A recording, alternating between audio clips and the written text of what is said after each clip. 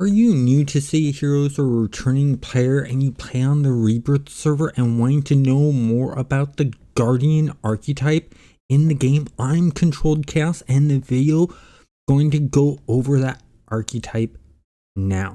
First off, I do want to let you guys know that as of the recording of this video, the Guardian is only available on the Rebirth server.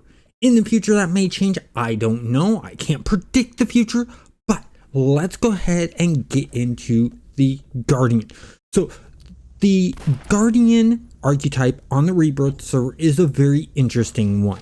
Its primary power sets is a mix of ranged and melee, just like the Dominator is a mix of ranged and melee. The secondary power is all defensive, whether it be personal buffs or heals. Now, there are some very interesting powers within the primary and the secondaries. It has your normal electric, energy, fire, ice, stuff like that, along with earth and dark, but they've mixed up a few together that are really interesting. I'm going to go over those. First off, we have Gun Fu. This is a mix of dual pistols and martial arts melee, which is really cool, really fun.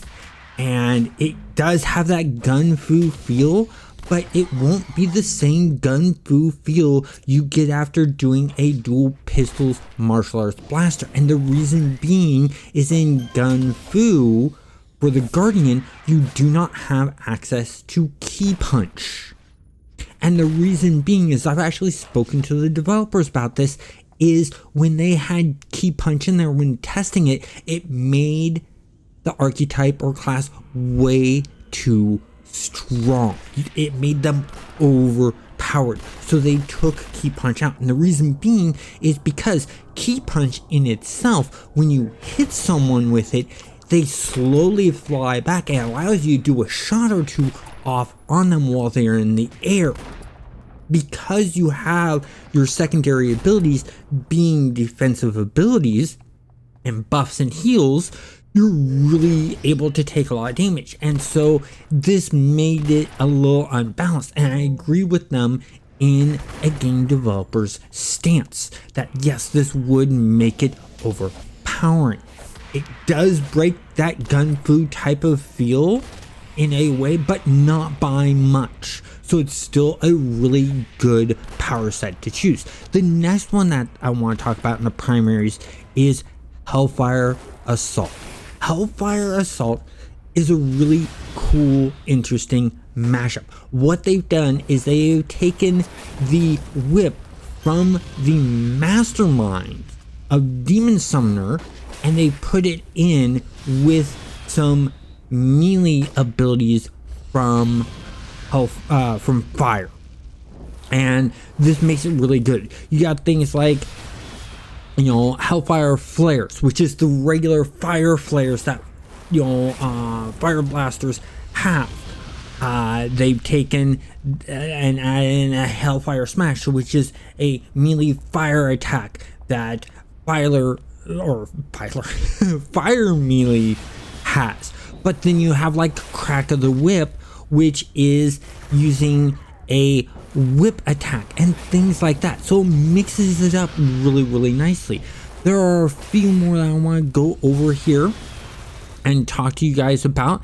They've taken kinetics and done kinetic assault. So you know how you have that kinetic melee, they put that in there, but then they added in a kinetic bolt and a crushing blast and things like that look really good. Luminous Assault. They took the luminous abilities that you have in some of them, and they have the Glimming Bolt, the Luminous Smite, and this is all light-based type things.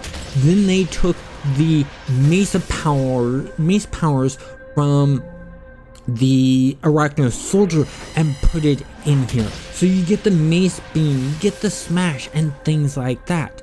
For martial arts assault, they gave throwing stars and then your martial arts moves. Then you have the military assault, which is using, you know, an assault rifle that has, like, you know, the single shot, the burst shot, the heavy burst, things like that, and put it in with the basically the pummels and things like that to really add into this to go from there. Then there's ninja assault. Ninja assault, they mixed with throwing knives and the katana melee attacks. And then for another one that they did was umbral assault, which is the sort of dark side of things and stuff like that. And then you know, thorny assault was easy to do because it's just, you have your throwing of your thorns, and then your physical strikes of the thorns, which is nice. Now in the secondaries, they mainly kept with an idea of compositions as their build-up, but they have some unique ones in here, like atmospheric composition, and this has charged armor, gale winds, grounded shielding, and stuff like that to really add in that feel. And there is, from what I'm seeing in here, one heal in there, which is nice. But then you have your others like your fire, your force field, your ice. They add in infiltration changing. Now if you're looking for the bio armor, this has a different name under the Guardian. It is not bio, it's organic is what they used. So it's organic composition, and this has all the hardened carapace, the regrowth, and things like that. Then you have another one that they did that they changed is in the temporal stuff. They mixed in some really good stuff and they called it temporal reaction, and that's really nice. So you'll get the things like the time crawl and things like that. So you're mainly manipulating time as a way of buffing. So you're more along the lines of somewhat debuffing the enemy while at the same time throwing some buffs onto you. Another one that they did is if you're looking for the healing factor, you're going to want to go to reconstructive healing, and that will have your resilience, your healing or pain absorption, dull pain, the revive, and stuff like that when you're building out the character. So I like the fact that they took these abilities and they renamed them for the secondaries to make it feel really good. I also like the fact that they, in the primaries, they had things like Gun Fu, Hellfire Assault, and they mixed and mashed together abilities that would work together, and that they actually spent time in balancing things out on how they would feel and match with this current setting of the game, so that it doesn't feel overpowered from any other archetype or class.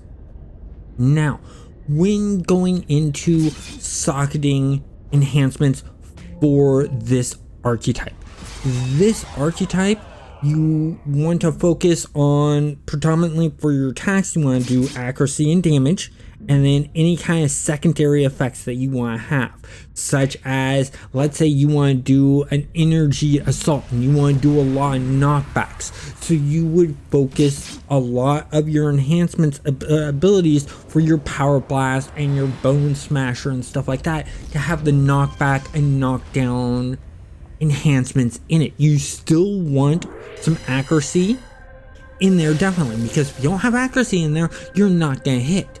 Switching out whether you want to focus otherwise on damage or on the knockback, but let's say you chose Ice Assault and you want to focus on slowing down, you could do that. Or you could have it even across the board where you have a little bit into accuracy, a little bit into damage, and a little bit into wherever the secondary ability may be, whether it be a slow or a knockback or a knockdown or endurance reduction or things like that happens on your enemy. Now the secondaries, it all depends on what you choose for your secondary, for your defensive capabilities. If you're choosing something like, let's say you choose fiery consumption, you're gonna get a mix of some buffs and some heals. And so on the buffs, you want to put in whatever buffs needed. And if it's a toggle, you want to make sure that you have a good amount of endurance reduction on those toggles. Otherwise, you're going to go through your endurance like you won't believe. Because if you have all of them on, they're all draining endurance. So you want endurance reductions on all of those. For things like Soothing Flames, which is a heal, you want to put a lot of heals in them, and maybe even some time reductions so it pops more often. Especially when you have things like, let's say you're doing the regeneration. So you do reconstructive healing, and you're doing regenerations on your revive. You may want your revive to pop more often because you end up being taken out a lot because you've set up to the hardest difficulty whatsoever and you're challenging yourself. That's where you want the time reductions to be on there. But then you might also want to make sure that you put some other things on there so that when you do revive, you're brought back with a lot of health, a lot of endurance. It's all up to the choice of how you want to play this archetype, how you want to play that character.